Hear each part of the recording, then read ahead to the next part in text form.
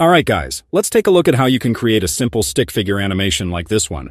Ever wanted to create those viral stick figure animations but have zero drawing skills? Well, buckle up because I'm about to show you how to do it. No art degree required. And if you're anything like me, you've probably watched a ton of these videos eagerly thinking, this is it. I'm about to become the Picasso of stick figures. Then, bam. They all end up using Adobe Express, and let's be real, the results are, less than impressive. Not to mention those videos get fewer views than a potato peeling tutorial. But fear not. I've spent several coffee-fueled nights cracking the code for us non-artists. And guess what? It's not rocket science. In fact, my first attempt wasn't half bad, and I can confidently say it was made without shedding a single tear. And here's the kicker. You don't have to dip into your savings to make these animations. You don't even need to know how to draw. By the end of this video, you'll have everything you need to create viral stick animations. So stick around, pun totally intended, and don't forget to smash those like and subscribe buttons if you find this helpful. Just a heads up though, this isn't some magical one-click process. It's gonna take a little effort, so let's dive in. First things first, you need an idea. Now sure, you could ask ChatGPT for a script, but trust me, the goldmine of humor in these animations comes from your own brain. Watch a few viral animations to get the juices flowing. Some of these creators are literally making videos about a stick figure tripping over its own foot, and people can't get enough. Once your genius idea strikes, it's time to script it out. Don't overthink it. Keep it fun, short, and punchy.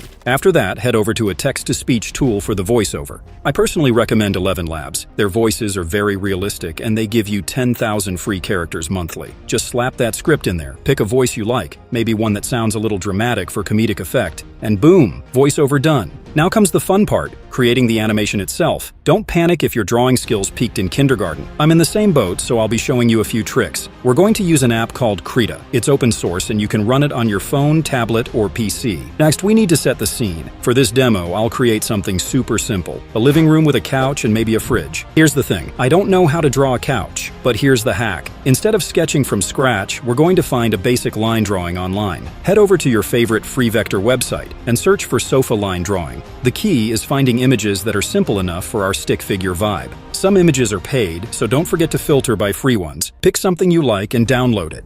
Alright, you've got your vector file, but we need a PNG format, so let's head over to Photopea. It's like a free version of Photoshop. Go ahead, import your vector file. Notice how it doesn't have a background layer? That's perfect. No need to mess with anything here, just export it as a PNG and boom, we've got our sofa ready to go. Next up, let's grab our fridge.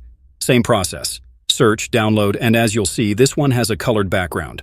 We're not about that life, so we're importing this into Photopea as well. Now here's the fun part. Turn off that pesky background layer. And while you're at it, feel free to play around with the colors. Want to make the shadow a funky color? Or remove it completely? Go wild. Once everything's looking good, export your fridge as a PNG, and you're ready to move on. Now time to fire up Krita. We're creating a new document with a resolution of 1920 by 1080, a nice standard size for animations. First things first, let's set up the room. Don't worry, it's way easier than it sounds.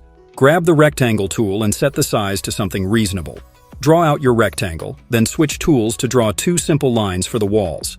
Finally, we'll use the polygon tool to add a door on one side. See? Easy peasy. But wait, we're not done yet. Time to add some color. Select the paint bucket tool, choose your favorite shade, and click to fill in the areas. Once that's looking good, we can bring in our sofa and fridge. Drag and drop the sofa in, resize it to fit the room, and feel free to change up the color if you're feeling creative. Do the same for the fridge. Before you know it, the scene's already starting to look pretty good. Now comes the fun part, creating our character. Look, I'll be honest, my stick figure drawing skills leave a lot to be desired, so we're taking a shortcut. Head over to Vecteezy, where you'll find tons of stick figure options. For this demo, we're going to use a slightly modified version of one of Rico Animation's characters. Don't worry, I'll drop all the assets, including these images, in the resource channel of my Discord server. The link's in the description and also on my channel page. Want to give your stick figure a bit of flair? You can totally add some clothes. Just grab a simple outfit from our trusty image sources, drop it onto the character, and adjust it to fit.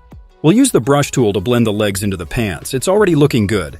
Want to go the extra mile? You can add a bow tie, maybe throw in some funky colors and make it your own. For this demo though, we're going to keep things simple. No clothes. I'll add a splash of color to the stick figure and remove the arms and legs. Don't worry, we'll add them back later when we're ready to animate. But for now, removing them will save us a lot of erasing and redrawing when we're repositioning the character. Now, it's time for the big moment, animating. Switch over to the animation window in Krita. Once you're there, right-click and add a new frame. Alright, quick disclaimer, I'm no animation expert. In fact, this is my very first attempt at creating these kinds of animations. So don't be afraid to play around with the features in the app. Experimentation is key. If I can do this, trust me, you can too. Now, when it comes to creating a new frame for your character, it's as simple as duplicating the previous one and shifting things around a bit. Watch as I switch between these frames, you'll see the subtle differences that bring our little stick figure to life. Pro tip, turn on the onion skin feature. Sounds fancy, but all it does is show you the previous and upcoming frames, making it way easier to draw the next part. But since I'm no Van Gogh, I'll be using some clever tricks to get the job done.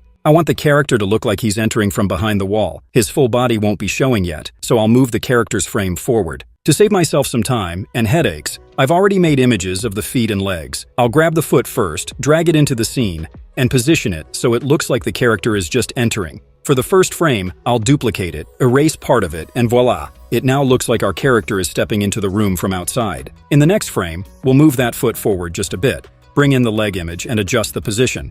But here's a trick. Since we don't want the leg visible in the first frame, we'll simply erase it. As you can see, the leg's a little long here, so we'll duplicate the frame and clean it up. Then we'll do the same with the arm, bringing it in so it pops into view. Easy, right? Now for the head. We want it to gradually appear as if our character is peeking in. I'll go to the character layer, drag the frame back to where we want the head reveal to start, and slowly duplicate and reposition it to make it look like the head is creeping in. Using the onion skin will help you position things more smoothly. Once that's done, we'll start moving the hands as well. We don't stop there. Let's shift the eyes a little too.